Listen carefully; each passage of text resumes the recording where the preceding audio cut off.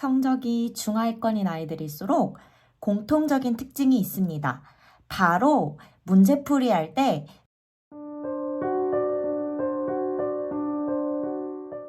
안녕하세요. 쉽죠? 재밌죠? 너도 할 수 있죠? 윗쌤입니다. 오늘 영상에서는 초보도 수학 고득점을 받을 수 있는 공부 방법에 대해서 이야기해 보려고 합니다. 수학을 잘하려면 어떻게 해야 할까요? 계산 연습? 유형 공부? 당연히 필요하죠. 그러나 근본적인 해결 방법은 아닙니다. 성적이 중하위권인 아이들일수록 공통적인 특징이 있습니다. 바로 문제풀이 할 때 설계 없이 문제를 푸는 것, 즉 무지성 문제풀이입니다. 이것을 바꿔야 수학을 잘할 수 있게 됩니다. 많은 어머님들이 중학교 때 성적이 7, 80점 정도 나오거나 아니면 90점 이상 성적이 잘 나오니까 별 걱정 안 하고 계시다가 갑자기 아이가 고등학교 진학하면서 성적이 너무 많이 떨어졌다면서 상담을 찾아오십니다. 실제로 저를 찾아오셨던 어머님은 고등학교 진학 전까지 줄곧 90점 이상 받다가 갑자기 60점 이하로 떨어졌다고 찾아오셨던 분이 계셨습니다. 심지어 중학교 때까지 70점이다가 고등학교 첫 중간고사가 점수가 8점 나왔다고 달려오신 분도 계셨습니다. 원인을 찾아보면 대부분 바로 이 설계 없이 계속 문제를 풀어왔기 때문입니다. 중학교 때까지는 사실 유형이 정해져 있기 때문에 별 문제가 되지 않을 수 있습니다. 그러나 이 설계 없이 문제를 계속해서 풀게 될 경우 특히 고등학교 진학해서 아무리 해도 성적이 오르지 않는다는 느낌을 받게 됩니다.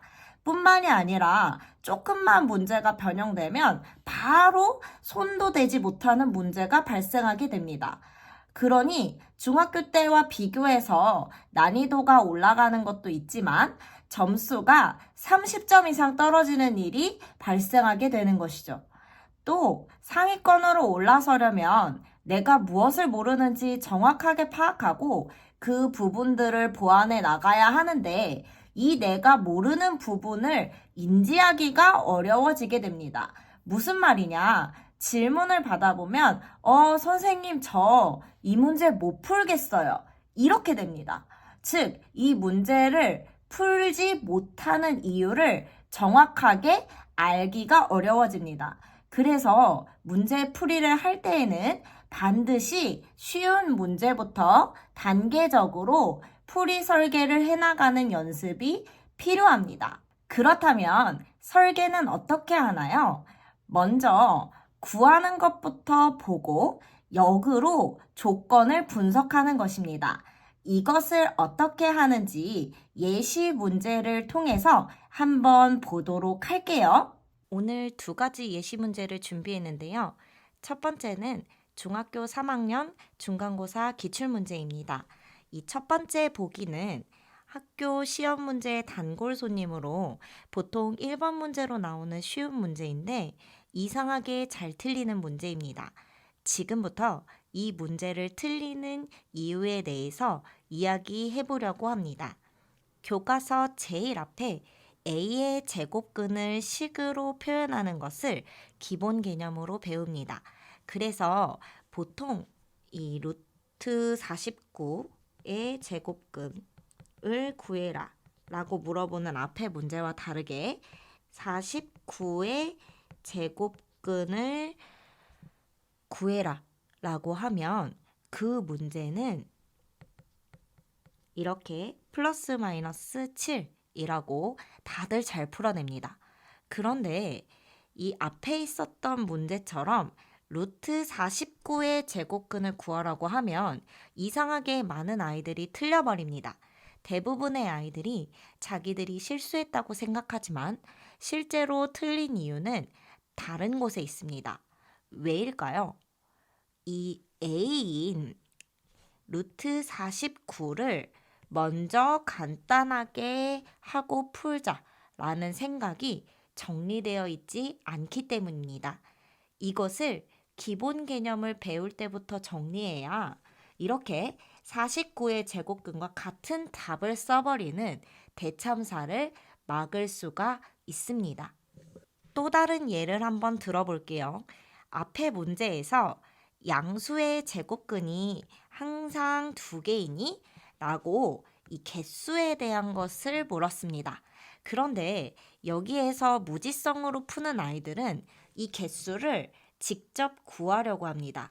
근데 A를 모르는데 어떻게 구하지? 라고 고민하는 시간이 길어지거나 이 모든 이라는 말에서 갑자기 헷갈리게 됩니다. 그런데 이 개수라는 거를 물었을 때, 이 그림을 떠올려야 되겠구나 라고 생각한다면 답을 고르는데 1초도 안 걸립니다. 이것은 중학교 3학년 1학기 전 과정을 한 바퀴 다 돌고 나서 배우는 심화 개념을 이용하면 아주 쉽게 해결할 수 있는 문제입니다. 그렇다면 이런 설계를 잘하려면 어떻게 해야 할까요? 먼저 첫 번째로 이 기본 개념을 탄탄히 가져가야 합니다. 이때 책에 써져 있지 않은 아주 초보적인 개념도 이해하고 넘어가는 이 생기초 개념을 잘 챙겨가야 하고요. 이 외에 이 실전용 개념을 반드시 함께 정리해야 문제를 풀 때 활용할 수 있습니다. 이것을 배우지 않고 넘어갔을 때 계속해서 무지성으로 문제를 풀게 될 확률이 높아지게 되고 학습의 효율이 많이 떨어지게 됩니다. 그렇다면 실전 개념 정리라는 것은 무엇일까요? 바로 이 풀이에 필요한 개념어를 체계적으로 정리하는 것입니다. 개념어를 체계적으로 공부한다라는 것은 언제 쓰는지 또 어떤 조건이 주어졌을 때 쓰는지와 같은 구체적인 기준을 함께 정리하는 것입니다. 여기까지 준비가 되었을 때 고등과정 및 어려운 문제를 대비하기 위한 이 업그레이드 심화를 할 수 있는 준비가 된 것입니다. 이것을 공부하는 것이 유형학습을 할 때 되어야 하는 것들입니다. 이 원리는 고등과정 문제풀이 시 더 두드러지게 나타납니다. 자, 그러면 이 두 번째 예시 문제를 한번 볼까요? 물어보는 형태가 빼기 모양으로 되어 있구나. 그러면 이런 형태의 조건을 한번 찾아볼까? 여기 바로 윗줄에 빼기 모양으로 되어 있는 조건이 주어져 있네. 이 조건을 이용하려면 어떻게 바꿔야 할까?